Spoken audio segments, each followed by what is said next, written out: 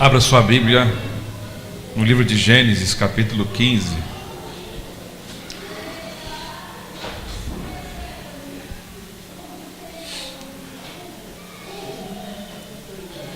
Como diz um Genésio, não é Genésio, é Gênesis, capítulo 15.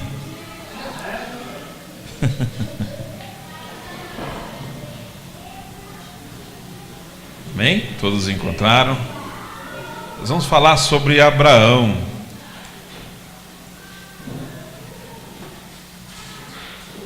Vamos antes. Eu gostaria que vocês colocassem de pé para ler a palavra. Amém? Em respeito à autoridade que existe sobre as sagradas letras. Amém? Vamos ler aqui e depois vamos orar. Nós vamos ler do versículo 1 ao 6. Depois desses acontecimentos veio a palavra do Senhor a Abraão numa visão e disse: Não temas, Abrão, eu sou o teu escudo e teu galardão será sobremodo grande. Respondeu Abraão: Senhor Deus, que me haverás de dar se continuo sem filhos e o herdeiro da minha casa é o Damasceno Eliezer? Disse mais Abrão: a mim não me concedeste descendência, e um servo nascido na minha casa será o meu herdeiro.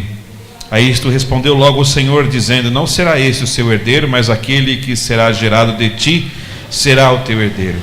Então conduziu até fora e disse: olha para os céus e conta as estrelas, se é que a podes contar. E lhe disse: será assim a sua posteridade. Ele creu no Senhor e isso lhe foi imputado para a justiça. Deus, obrigado pela tua palavra, obrigado por tudo que o Senhor já falou nesse momento. Obrigado, Santo Deus, porque a tua paz reina nesse lugar, e eu te agradeço por tudo. Santo Deus, que o Senhor possa, Santo Deus, passar por cima da humanidade, daquele que fala, para que pelo Espírito o Senhor atinja os corações e a mente da forma que o Senhor bem entender, a começar na minha vida. Deus, tem misericórdia, somos tão pequenos diante da tua grandeza. Ensina-nos essa noite, fica conosco, em nome de Jesus, amém. Pode sentar, irmãos. Você notou que na leitura desse texto, Abraão se chama Abrão. Falta um A, porque esse A vai aparecer depois, lá na frente. Deus vai mudar o nome dele, mas aqui ainda chamado Abrão. Abrão e a mulher também, que se chama Sarai, vai passar a se chamar Sara, mas não agora, mais à frente. Deus vai trocar o nome dos dois. E Abraão, ou Abrão, é muito considerado no judaísmo. Eu fiz um curso de cultura judaica, e como eles falavam de Abrão. Eles falam Avram. Como eles falam? É uma figura muito importante, assim como Moisés também, uma figura muito importante no judaísmo. Mas Abraão é o pai Abraão. Pai Abraão. É muito interessante. E eles têm profundo respeito por essa figura, por este homem, por esse personagem, né? Pela importância, pela sua história e por quem ele foi. E na verdade, eles chamam de pai Abraão porque na verdade Abrão significa pai exaltado. E quando Deus muda o seu nome para Abraão, então passa a se significar pai de multidões. Então é muito importante, principalmente para o judeu, a vida, a história de Abraão, o que ele viveu e o que significa. Para o judeu é muito importante, mas para nós também é muito importante a vida de Abraão. De certa forma também temos por pai Abraão. Depois a gente, se for possível, a gente vai chegar nisto. Não somos judeus, mas também nós temos nosso pai e amigo espiritual Abraão.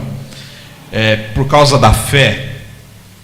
Por causa da fé nós também vivemos debaixo dessa mesma situação. Então a fama de fé, ela não veio de graça. Ela custou caro, custou caminhada com Deus. Abraão teve que romper limites, os limites humanos, porque ele era um ser humano. Apesar de ser tão reverenciado, ele é um ser humano. E ele teve que aprender a suportar as dificuldades da sua vida para poder viver o sobrenatural de Deus. O que eu tenho para dizer hoje é muito importante. Aliás, todas as vezes que a Bíblia é aberta é muito importante. Agora, eu quero que você, se possível, preste muita atenção. Desliga o seu celular. Preste atenção no que Deus tem para dizer para você. Porque, meu irmão, se você entrar da mesma forma que você sair da mesma forma que você entrou, de nada adianta. Saia daqui com a palavra no seu coração. Saia dizendo: eu vou viver isto. E a vida de Abraão, então, é marcada por muitos contratempos, mas contratempos que ele aprendeu a conhecer a Deus através desses contratempos. Dificuldades que foram mostrando para ele quem era Deus. E crer em Deus vai mais do que dizer: eu tenho fé em Deus. Você dizer que tem fé em Deus não quer dizer que você crê nele. Porque Tiago diz lá no capítulo 2, versículo 19, que até os demônios creem e tremem a Deus. Então, de certa forma, Satanás é um crente e um bom crente. Então, o fato de nós confessarmos que cremos em Deus não significa que nós o conhecemos, que nós o entendemos, que nós o desejamos. Mas Abraão é um crente de verdade, o crente Abraão. E se ele é um crente, então ele serve de exemplo para nós, que somos crentes em Deus, em Jesus.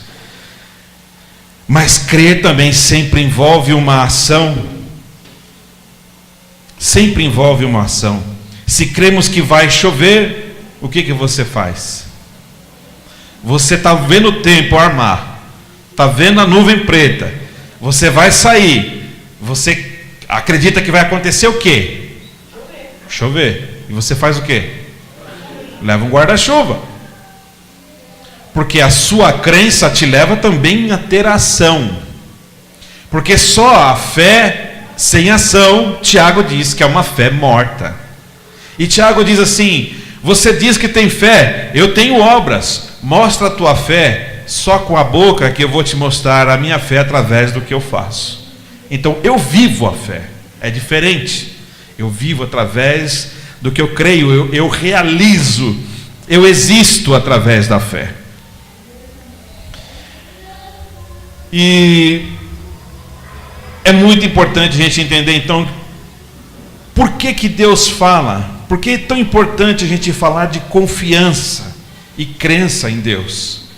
Por que é tão importante nós perdermos hoje esse dia, ou ganharmos, se podemos dizer assim, para falarmos de confiança? Sabe por que esse é um assunto importante, meu irmão? E eu pedi para você prestar muita atenção. Porque nas horas mais difíceis da sua vida, da minha vida, quando você não tem mais dinheiro, quando você não tem amigo, quando você não tem recurso, quando você não tem mais nada, a única coisa que te resta é Deus. E se você não aprender a confiar e crer nesse Deus, você não tem nada. Então há de chegar um dia que talvez você só tenha Deus. Então você precisa conhecer muito bem e entender quem é esse Deus. Há de chegar um dia em que você estará cercado de pessoas, mas se sentirá sozinho. E você precisa conhecer a Deus, porque é só Ele que vai te falar coisas que ninguém consegue te dizer. É só Ele que vai de encontro a uma necessidade que ninguém consegue ver. Por isso é importante. aprender sobre confiança. Porque a única coisa que nós temos de verdade é Deus. O resto é passageiro. É só com Ele que nós vamos chegar do outro lado. Amém? E através do texto que a gente leu, aqui nós temos Abraão. E Abraão recebe uma promessa no capítulo 12. E Deus fala assim: sai da tua terra, da tua parentela, e vem para a terra que eu vou te levar. E Abraão sai. Abraão era idólatra. Ele vinha de um povo idólatra, pagão, Ur dos caldeus. E ele vai seguindo a voz desse Deus, esse comando desse Deus, e ele vai conhecendo esse Deus. Eles vão para o Egito por causa da fome lá, mas antes de ele sair para o Egito, Deus fala para ele: eu vou fazer de você uma grande nação. Está vendo a terra que você está? Ele estava em Canaã. Olha para o norte, para o sul, para o ocidente e para o oriente. Tudo isto eu vou dar a você, a sua descendência. Então Deus está fazendo promessa para Abraão. E Abraão tinha 75 anos quando Deus disse que esse homem ia ter um filho. A mulher dele era estéril, não podia ter filhos. E ele com 75 anos, ela era, acho que um pouco mais nova que ele. Então Deus faz essa promessa no capítulo 12, e ele vem seguindo, e Deus vira e mexe, vai reiterando essa promessa, afirmando: Abraão, eu vou fazer de você uma grande nação, eu vou te dar Canaã como herança para a sua posteridade. E aqui no capítulo 15, o que está acontecendo aqui no capítulo 15? Ló, sobrinho de Abraão, foi capturado numa guerra que teve. E Abraão, com 318 homens, vai buscar o seu sobrinho na guerra, vai lutar, e ele consegue e traz de volta Ló e todos os outros prisioneiros de guerra. Abraão já estava rico, ele tinha muito dinheiro, muito gado, ele tinha muita posse, mas a promessa ainda não tinha acontecido. Abraão não tinha filho. Ele tinha dinheiro, tinha posse, mas ainda não tinha filho. E Deus começa assim o capítulo 15: não temas. Por que Deus fala para Abraão não temer? A gente vai entender um pouquinho sobre isso. Através desse texto aqui, eu quero que você entenda agora, o texto que a gente leu, que podemos ver como Deus tratou Abraão nas suas dificuldades, e como Deus pode nos tratar também na nossa dificuldade. Então eu quero que você entenda que Abraão, nesse momento, veio de uma guerra vitorioso. Ele estava bem financeiramente, ele tinha riqueza, tinha muito gado. Mas só que começa aqui o capítulo 15, Deus dizendo: Abraão, não temas. Mas do que um homem desse vai temer? Se com 318 pessoas ele foi lá e venceu os reis que estavam com seu sobrinho. Medo do quê? E Deus continua dizendo assim para ele: eu sou teu escudo, o teu galardão será sobremodo grande. Então a primeira coisa que Deus ensina, quer nos ensinar e mostrar na vida de Abraão para nós aqui, é que Deus conhece os nossos medos, mesmo não aparentando que você os tenha. Deus conhece os nossos medos e quer nos transmitir segurança. Aparentemente, um homem que volta de uma guerra, que tem bens, não precisa que Deus diga: eu sou teu escudo, não tenha medo.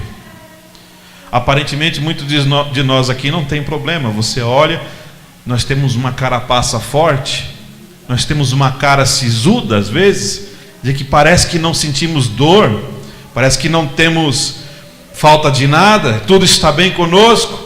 Só que Deus olha para cada um de nós e diz assim: não tenha medo, porque Ele olha por detrás de tudo isto. Deus olha o coração do homem, e Deus sabe da fragilidade do homem.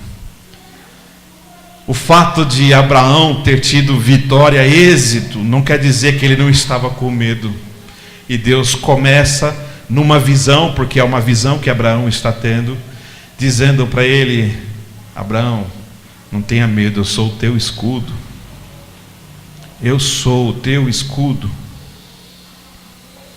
Porque Deus disse para Abraão não ter medo, e falou que ele teria ainda uma grande recompensa. Que recompensa um homem que é rico precisa? Que dinheiro que esse homem precisa?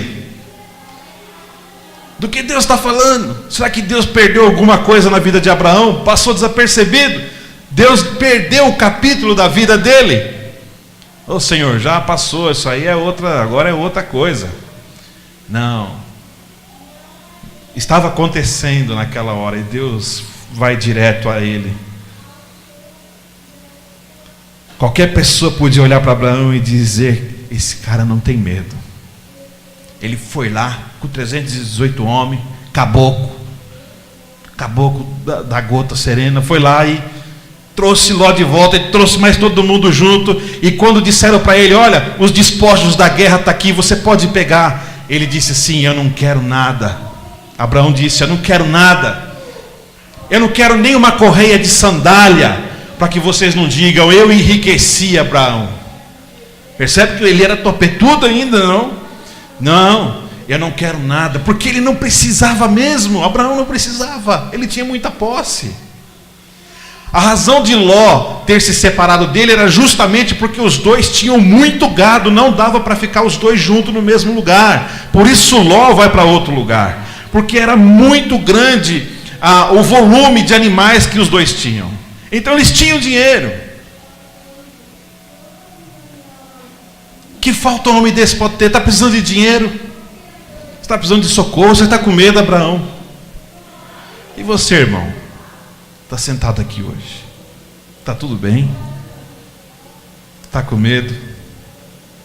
Está com alguma dificuldade aí? Ninguém sabe, né? Você não sabe das minhas, sabe?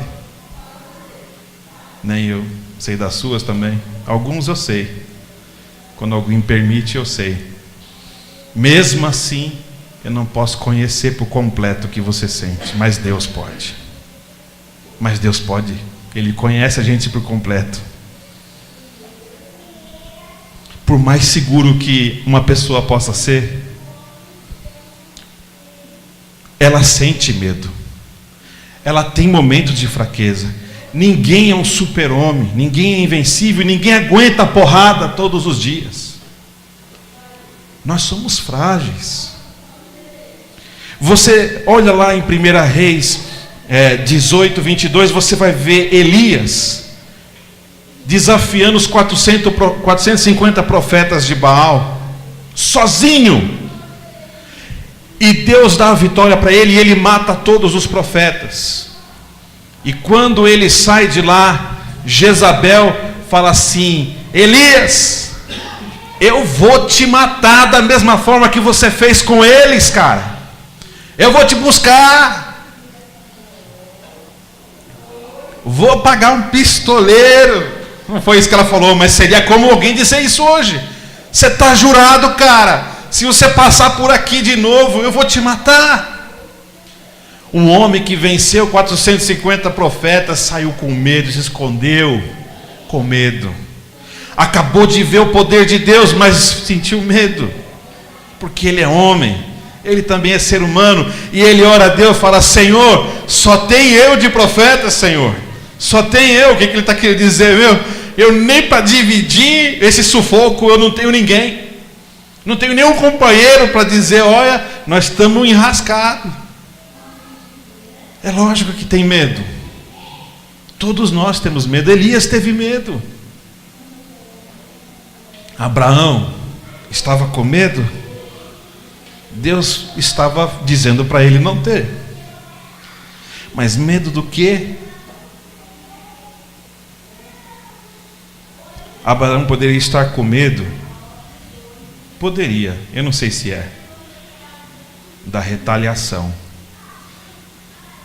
Ele se meteu numa guerra que não era dele, para tirar o sobrinho dele de lá. E ele sabia que os reis daquele lugar não iam deixar barato, não ia deixar passar.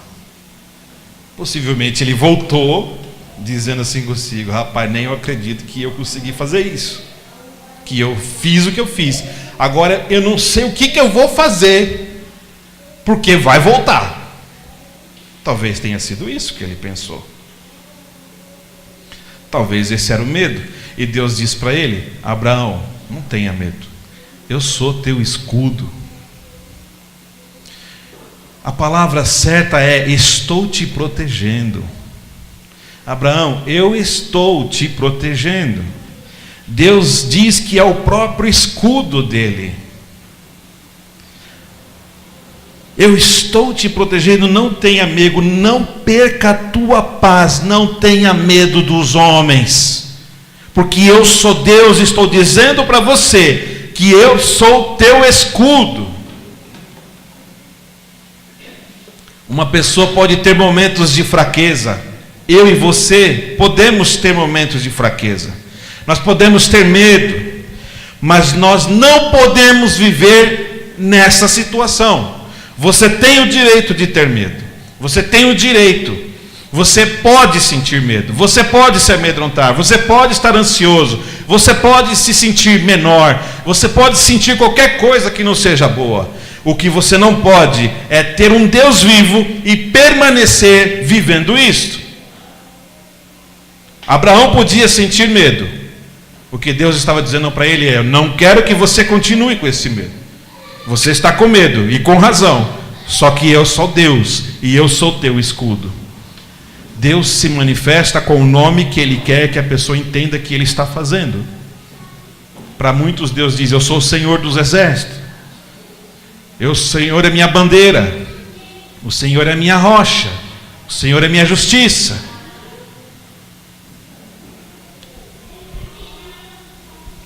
Então Deus quer transmitir segurança, tirar os nossos medos e transmitir segurança para nós. A segunda coisa que Deus ensina através de Abraão é que Deus quer ampliar a capacidade da nossa fé. Depois você vai ver a segunda afirmação que Deus faz para Abraão, no versículo 1. Depois que ele fala: eu sou o teu escudo, ele diz o quê?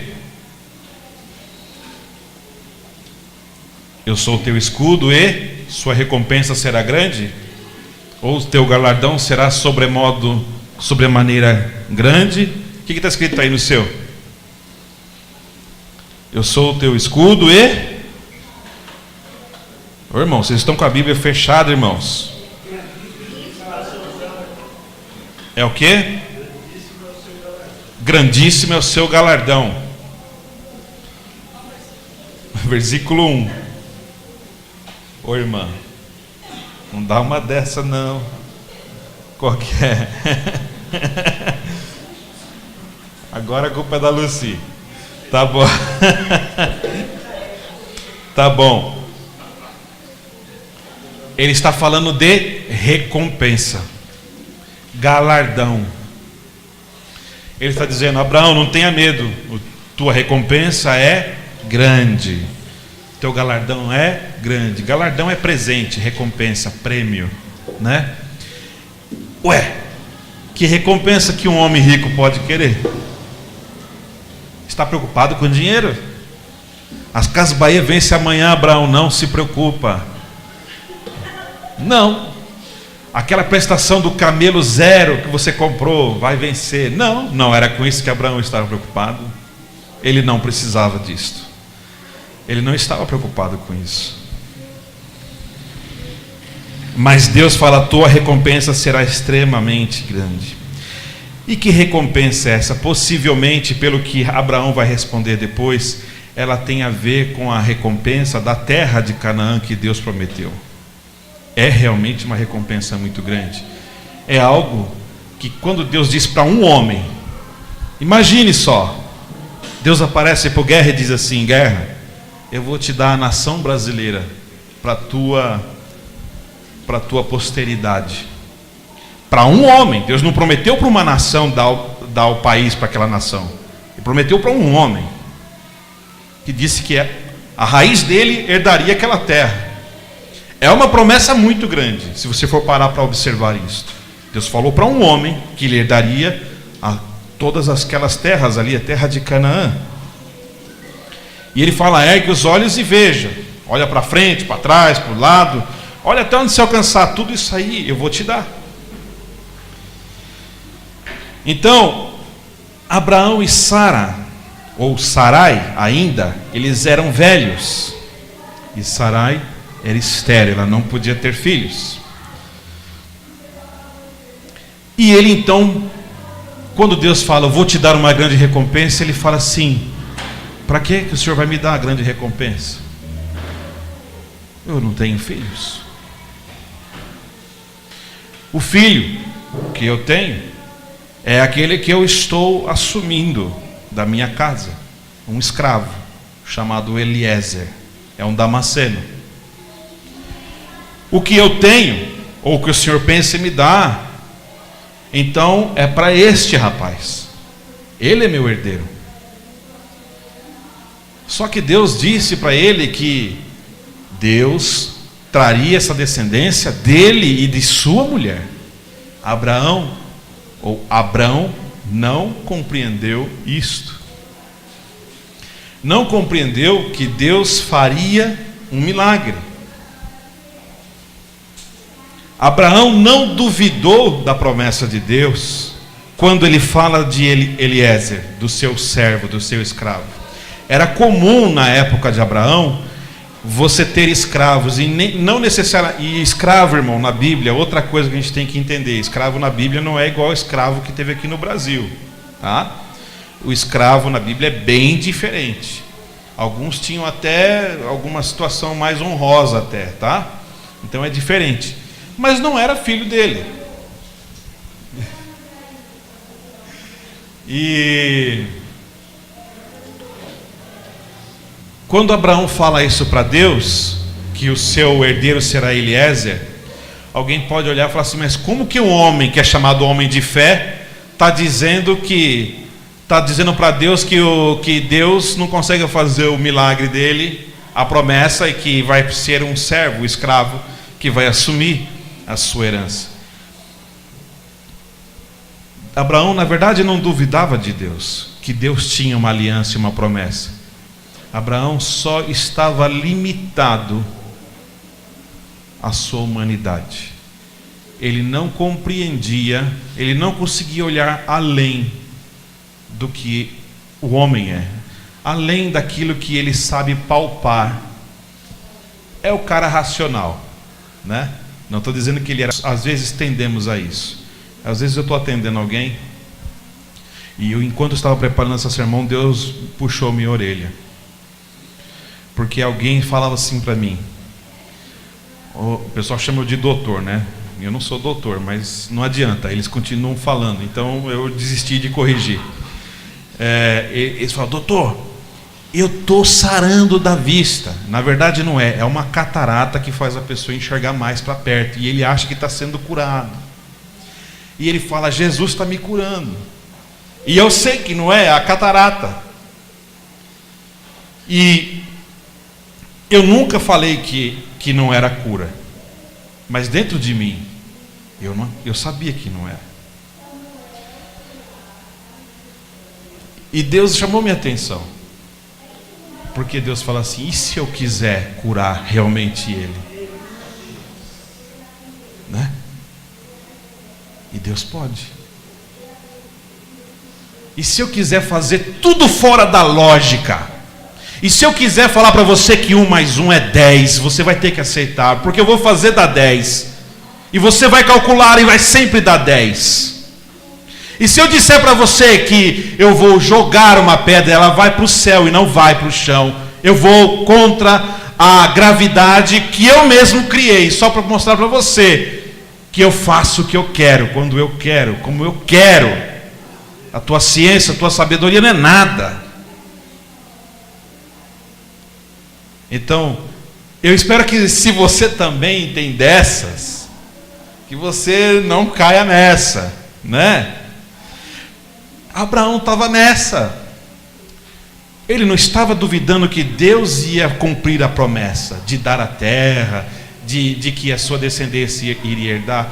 Ele só não estava entendendo, e não conseguia entender que já com 70 e poucos anos, e aqui um pouquinho mais já, que aquele filho seria dele e da esposa.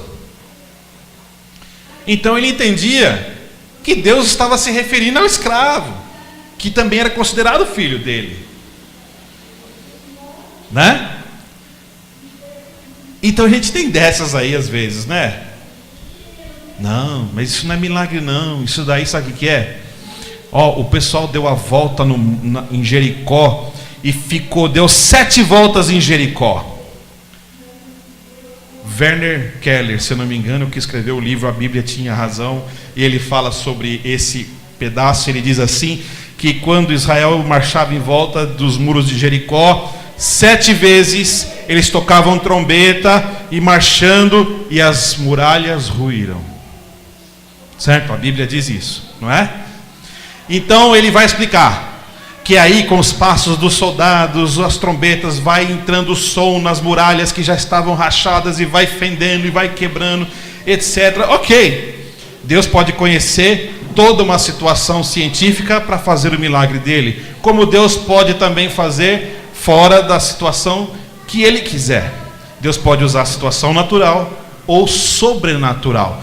O problema é que nós queremos tudo explicar na forma natural, e Deus não está preso à nossa forma de pensar. Ele pode usar a forma natural. Ele faz muito isso, Deus faz muito isso. Mas ele pode usar a forma sobrenatural. Mas Abraão ainda não tinha visto a promessa. E o problema da fé é que muitas vezes nos precipitamos e tiramos conclusões sobre o que Deus vai fazer.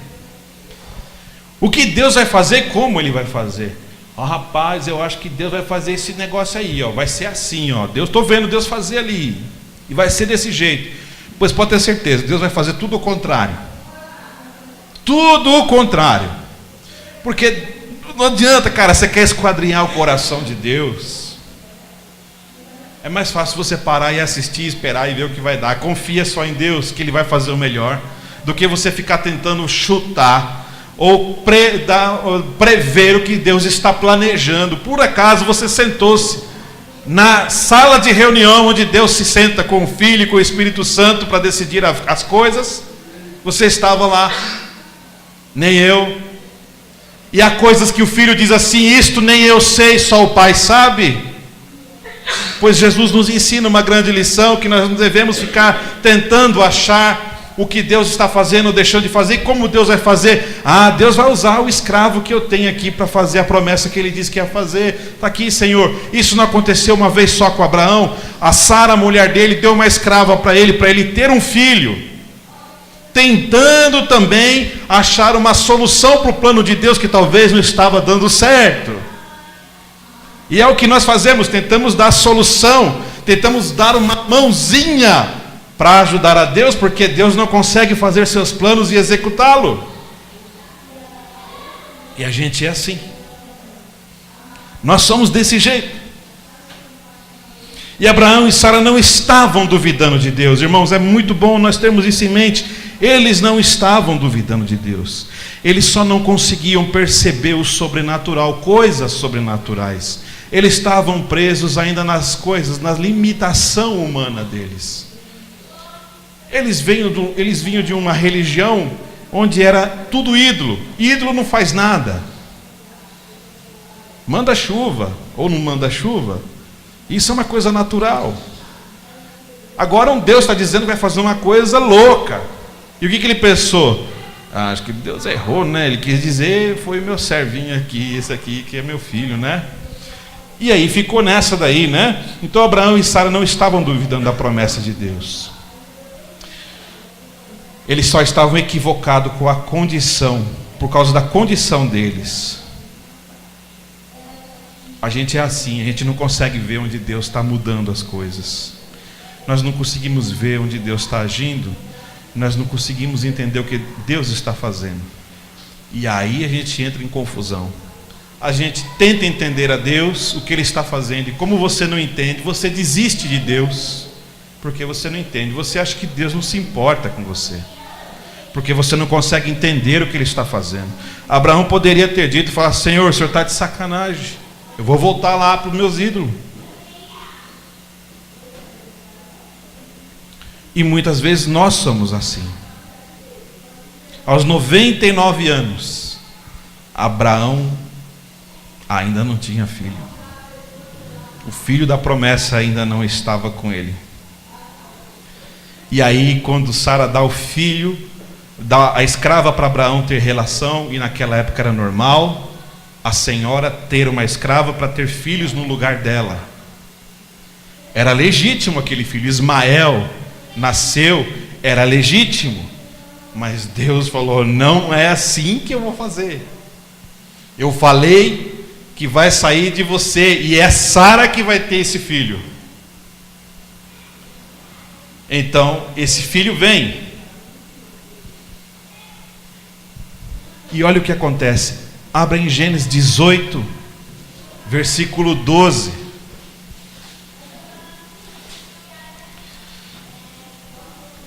O anjo chega para o Senhor.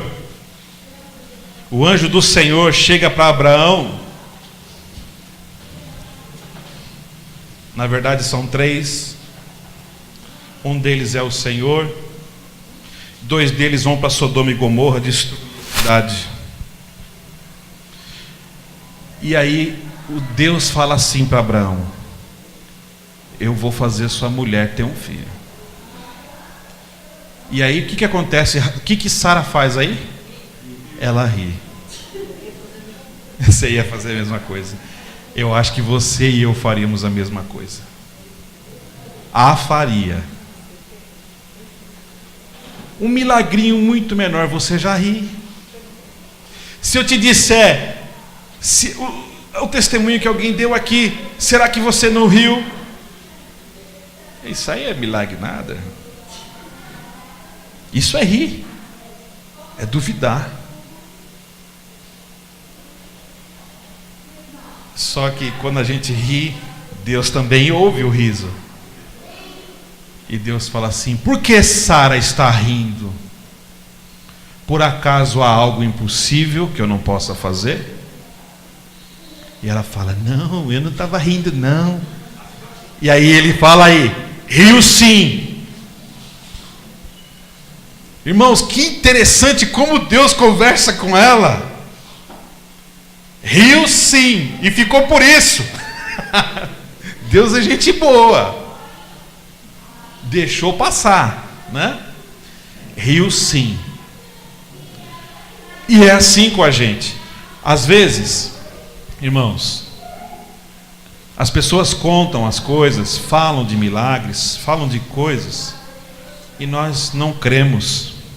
Às vezes alguém fala para você ter esperança em coisas muito menores do que possuir Canaã, do que ter um filho sendo estéril, coisas muito menores, e nós rimos, e nós caçoamos, falando: não, isso aí não vai rolar, isso aí não acontece, isso não vai acontecer. Coisas muito menores.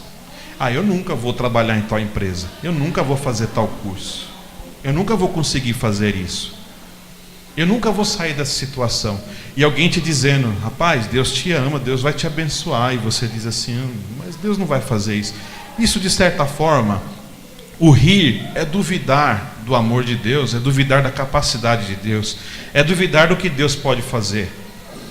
Deus, Ele está dizendo literalmente: há algo impossível que eu não possa fazer? Deus entende a nossa incapacidade de crer. Ele até entende, porque tem coisas que é difícil a gente crer. É difícil, e Deus sabe que é difícil de crer. Ele tem paciência para que a gente aprenda a confiar nele. Ele espera que a gente cresça, amadureça na presença dele, aprendendo a confiar nele, a conhecer que nele não há limites. Ele espera você aprender. Ele espera você compreender que ele é Deus. Ele espera você entender que nada na mão dele é impossível. Deus pode todas as coisas. Precisamos saber separar, para encerrar esse ponto, meus sonhos de promessa de Deus. Muitas pessoas têm o costume de falar que os meus sonhos são as promessas de Deus. Isto não é a promessa de Deus, você vai se dar mal. A promessa de Deus está aqui, tudo aqui dentro. Leia e você descobrirá o que é para você. Eu sonho, Deus me revelou que eu vou fazer tal coisa. Cuidado, porque se isso é um sonho teu, pode ser que Deus não te mostrou nada, não é nada do plano de Deus isso daí, é só um sonho teu. O que é sonho teu, persiga, corra atrás, batalhe, construa, estude, faça por onde vai atrás. Peça a Deus direção e cooperação do Espírito Santo para você conseguir. Mas não diga que é Deus fazendo esse plano. O plano não é de Deus, é teu. O plano de Deus é diferente, você não precisa fazer nada, porque o plano é dele. Agora os teus planos, corra atrás. Não corre não, para ver. Não é? Não é não, Fu? Não corre não, para ver. Olha lá, o Fu tá ligado já, que ele tá ligeiro nesse negócio aí, rapaz. Tá ficando estreito. Então, irmãos, os nossos sonhos a gente corre atrás com a permissão de Deus, debaixo da vontade de Deus. Se Deus permitir, eu farei isto. Então nossos sonhos corremos atrás com a permissão de Deus.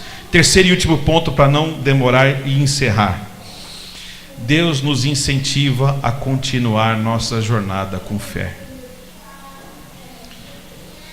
Meus queridos, Deus levou Abraão para fora. Voltando lá para o capítulo 15, no versículo 5, Deus fala assim: rapaz, tu não entendeu nada, você ainda está nessa. Olha para fora aí, Abraão. Estava à noite, que ele viu estrela, né? Ele falou: olha para o céu, está vendo as estrelas?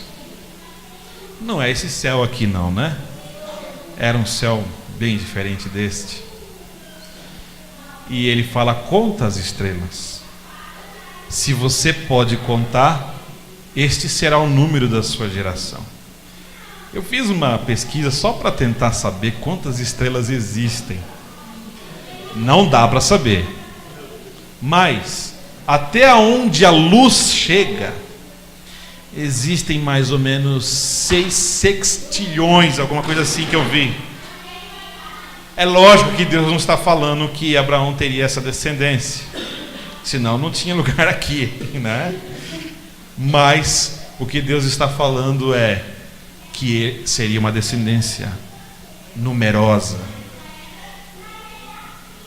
A intenção de Deus era mostrar para Abraão como seria numerosa a sua descendência. E Deus usa mais 3 figuras para fazer isso. Numa figura, não precisa abrir não. No capítulo 13, 16, Deus fala que seria como o pó da terra. No capítulo 15 que nós lemos, estrelas. E no capítulo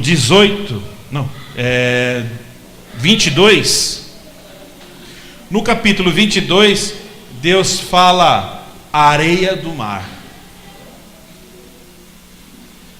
Deus está dando sinais e amostras.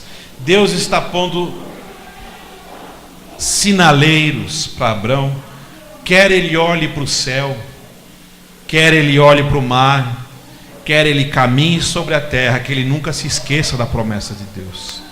Que enquanto ele caminhar, se ele abaixar a sua cabeça, ele vai ver o pó e lembrar da promessa de Deus. Se ele for para o mar e ele deslumbrar o mar, e estiver ali, ele vai ver aquela areia, ele vai lembrar da promessa de Deus. Às noites, quando ele olhar para o céu e ver as estrelas, ele vai lembrar da promessa de Deus. Deus quer que Abraão fixe na sua mente aquilo que ele está para fazer na sua vida. E ele quer que Abraão tenha essa lembrança viva dentro dele.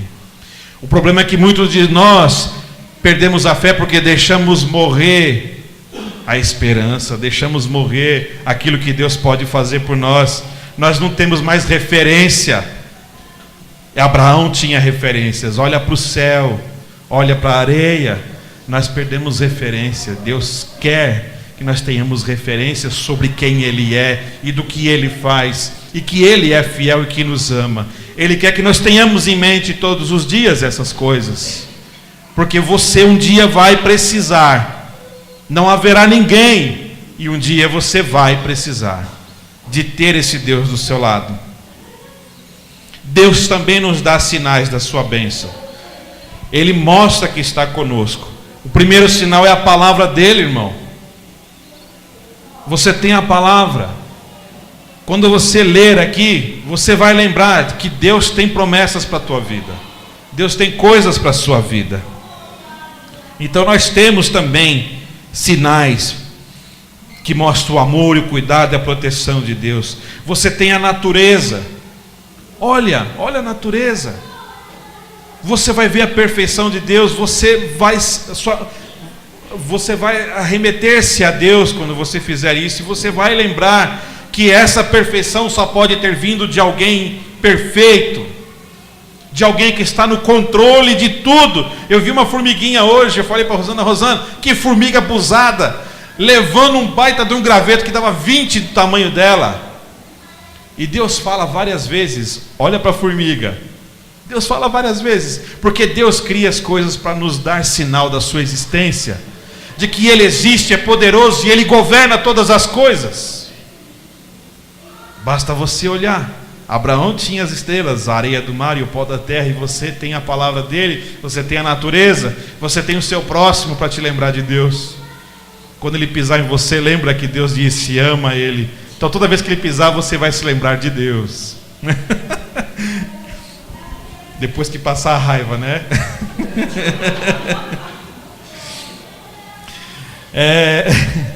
Meu irmão, você consegue ver Deus agindo na sua vida? Se pergunte a você consegue ver Deus agindo na sua vida? Você consegue? Acho que está falhando aqui. Você consegue ver que Deus está vivo? Você crê que Deus de fato existe? Vou repetir a pergunta, meu irmão. Olha a diferença. Você consegue ver Deus agindo na sua vida? Consegue? Você consegue perceber que Deus está vivo? Você consegue perceber que Deus existe? Às vezes as pessoas podem frequentar uma igreja e não sentir nada disso. E o verso 6 diz assim: que Abraão creu no Senhor e isso lhe foi imputado para a justiça. Duas coisas sobre crer e ser imputado para nós terminarmos essa palavra. A palavra crer, ela vem da mesma raiz no hebraico da palavra amém. Amém.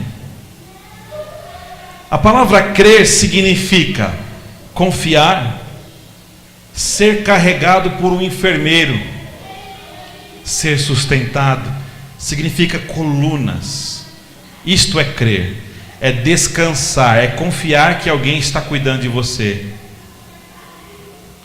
E se é a mesma raiz da palavra amém, quando você diz amém, então você está dizendo o quê? Eu confio plenamente em Deus. Que assim seja, Deus fará assim. Eu tenho certeza que Deus fará assim. A palavra amém é muito mais séria. Não é para ser dito de bobagem, é para ser sentido e experimentado.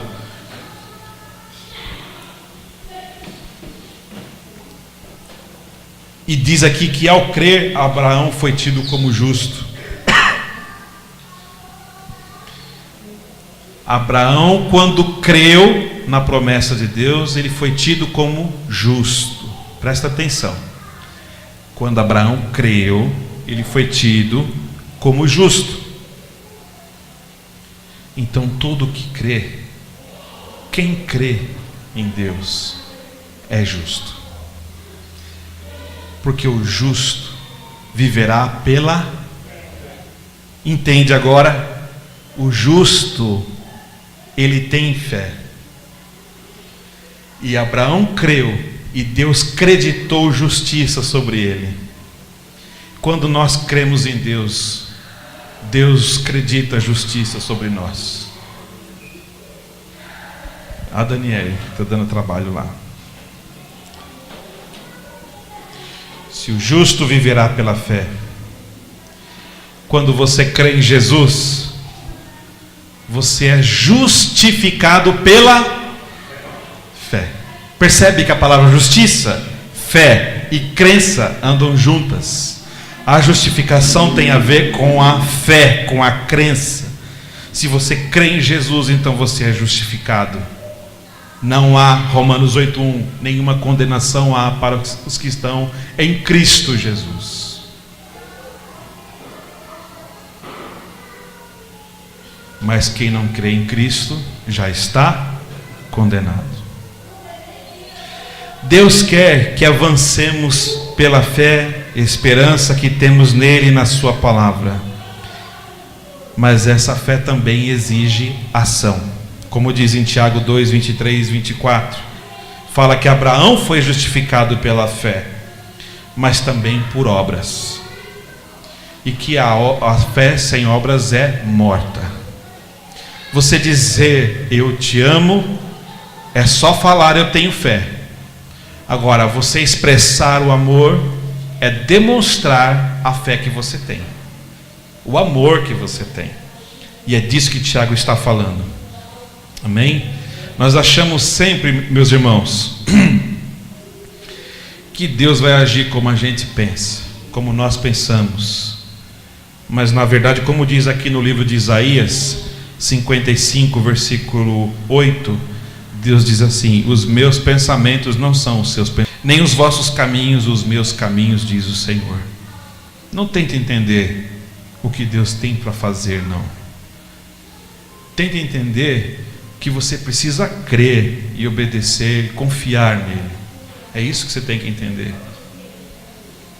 Não tenta dizer que Deus está fazendo, Deus vai fazer aquilo, vai fazer assim assado, que Deus vai pesar a mão, que Deus vai castigar. Você não sabe de nada, meu irmão. Nem eu sei. Quando a gente diz isso, cuidado, a ira pode vir para nós. Deus fala assim: não ria. Não ria para que o que está acontecendo com ele eu não faça com você. Deus é justo. Ele é justo. Então não tente entender, apenas obedece, tenha fé nele. A tua vida está ruim, creia, meu irmão. Deus está cuidando de você. Deus vai continuar cuidando. Não cuidou até agora? Você não está aqui? Ele vai continuar cuidando. Eu não sei como e não quero saber, porque isso é com ele. O meu papel é só crer. Esse é o seu papel. Só confia no Senhor. Nós achamos que conhecemos o propósito de Deus, né? Ou que podemos prever o que Deus vai fazer, mas isso é furada. Nós devemos tomar cuidado, como muitas vezes acontece, das pessoas falarem no nome de Deus, prometendo as coisas. Promessa de Deus para a tua vida, Deus vai abrir. É igual pega o Elvis está desempregado. Eu chego para ele e digo assim: Elvis, eu vou dar uma promessa de Deus para a tua vida, amanhã Elvis, Deus vai abrir uma porta de emprego. Olha, Elvis, pela misericórdia, Deus pode abrir. Tem sim, irmãos, porque Deus faz o que Ele quer. Mas eu tenho que tomar muito cuidado, porque eu posso acabar com a vida dele, se isso saiu de mim. Eu posso destruir a vida dele, se isso saiu de mim, porque ele não vai culpar a mim, e eu também não vou assumir a culpa. Vou dizer que foi falta de fé dele. Entendeu? É isso que vai acontecer. Então nós vamos acabar com a vida espiritual de uma pessoa. Planos de Deus, é Ele quem executa. Você só tem que confiar. Os teus planos, corra atrás e batalhe, e peça a direção de Deus para fazê-los. Se você não quer se perder e quer esperar por promessas verdadeiras, olha para a Bíblia. Olha e creia nela, porque aqui você vai encontrar tudo a respeito do amor de Deus por você. A gente precisa dizer amém com mais fé. Amém com mais fé. E não só uma simples palavra, mas amém com mais fé. Dizemos amém para tudo. Às vezes está acontecendo até uma desgraça ali, a gente fala amém. Outro dia tinha um pregador pregando. Desculpa, irmão, eu vou falar essa aqui para vocês. O pregador estava lá, mandando a lenha, e a igreja num fogo danado. Eu sei que aquele pastor começou a repreender os demônios, tudo, e de repente ele falou: sai Deus em nome de Jesus. E a igreja, amém. Foi empolgação, né? Mas você vê que jogou o pai contra o filho contra o pai, cumpriu a escritura, né? Meu Deus do céu, é terrível. E a igreja não pensa, não está pensando no que está fazendo, no que fala, no que sente, no porquê ela está dentro de uma igreja, e ela concorda e diz amém para tudo, quando na verdade a maior heresia do mundo estava sendo dita naquele momento, e nós estávamos concordando, não é? Então a gente precisa aprender a dizer amém com fé. Com fé. É como um soldado ferido. Você está lá ferido no campo de batalha, já sem as pernas. A granada estourou tuas pernas. O que você pensa ali parado? Vou morrer. Aí você vê um soldado companheiro seu vindo correndo na sua direção, com um tiro comendo solto aqui para lá, e ele pega, se agacha, põe você nas costas e leva você, e você descansa naquele amigo. Isto é a palavra amém. Descansar, que tudo vai dar certo. Amém? Amém? Amém? Então vamos levantar, vamos agradecer a Deus.